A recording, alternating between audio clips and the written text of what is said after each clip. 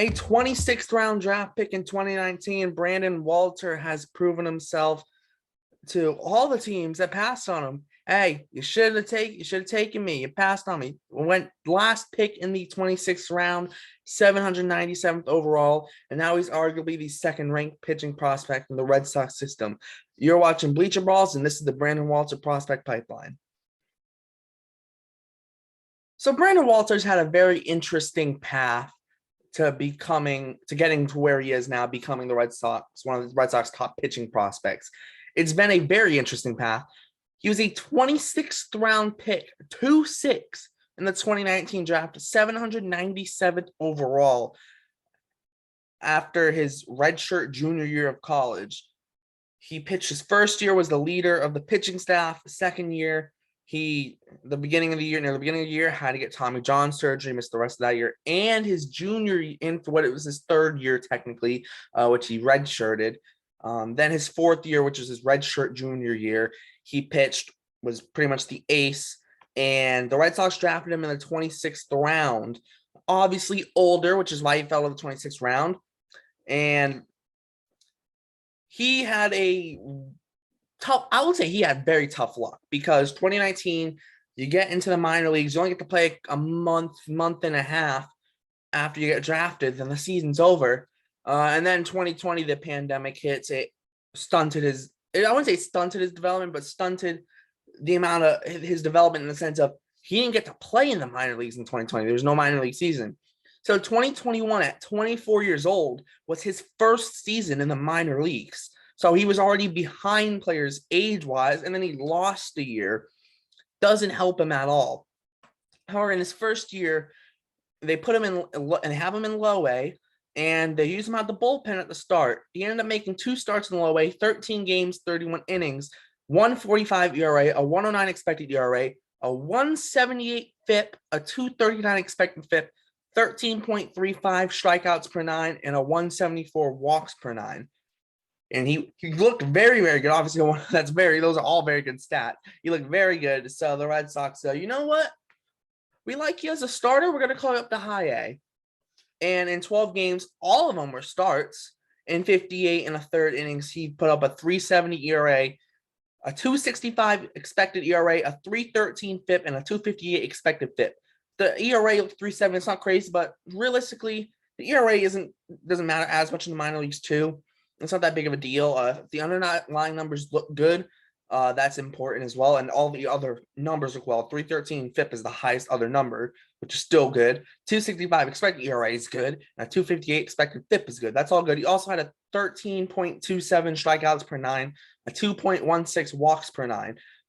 So the walks would go up a little bit, but he still was very good in high A, and that's how he closed out his first year in the minors in 2021. It was a good year overall. Low A, 31 innings, was very good, dominant. Move him up to high A. He wasn't dominant. Don't get me wrong. He wasn't dominating, but he was still very, very good. And that earned him a call up to Double A heading into 2022. After he finished 2021 in high A. So so far this year he's been in Double A, and jeez Louise, has he looked good.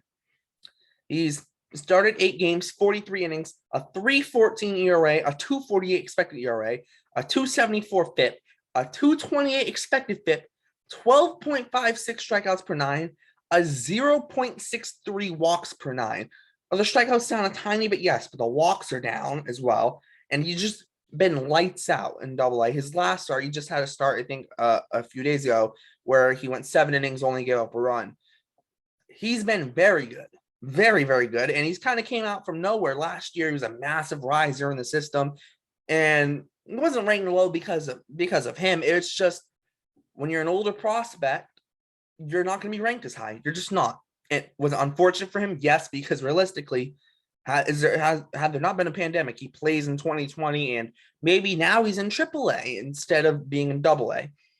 However, that AA group, obviously, Bayo just got called up to AAA. We did prospect pipeline on him last week, so check that out if you missed it after this. But they also have a bunch of other guys there as well, and Walter's one of those guys who have been just absolutely solid in AAA. I mean, not triple A, double A this year. You look at the guys having the rotation. They have the number 6 prospect in Brandon Walter, according to Sox prospects.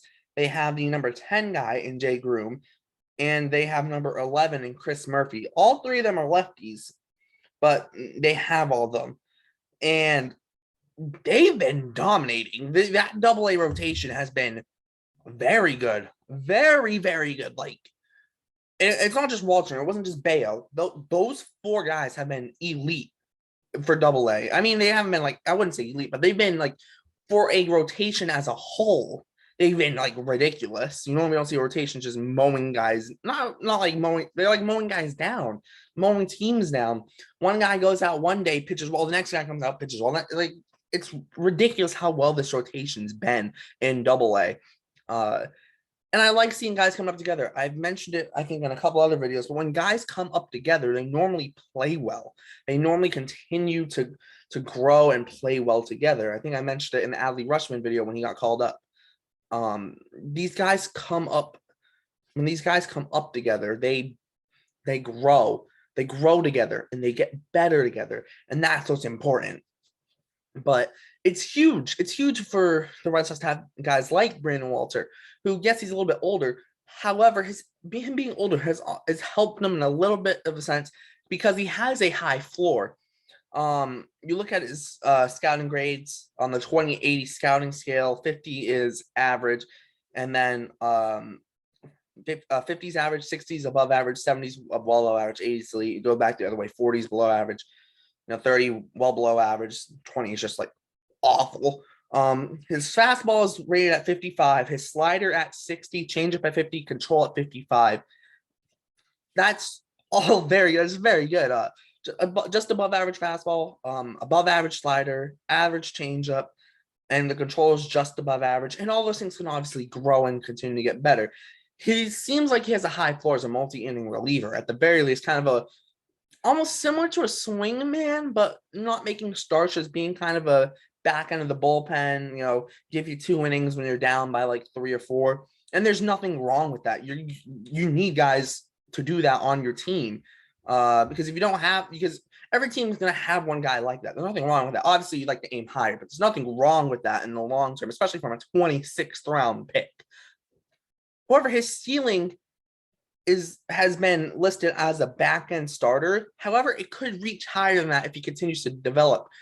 Normally, starts slowing as you get towards 25, which he is now, and getting towards 26. But some guys develop a little bit later, and Brandon Walter could be one of those guys who develops a little bit later and continues to get better. And maybe he'll outreach the back-end starter ceiling, I guess, and get maybe towards a mid-rotation starter. His fastball sits 92 to 94, has that kind of sinker movement, sinker/2-seam movement. It's got very good movement. He's increased the velocity on it, and it's a potential above average offering. The changeup's 82 to 85 and gets very good late movement, kind of falls off the table.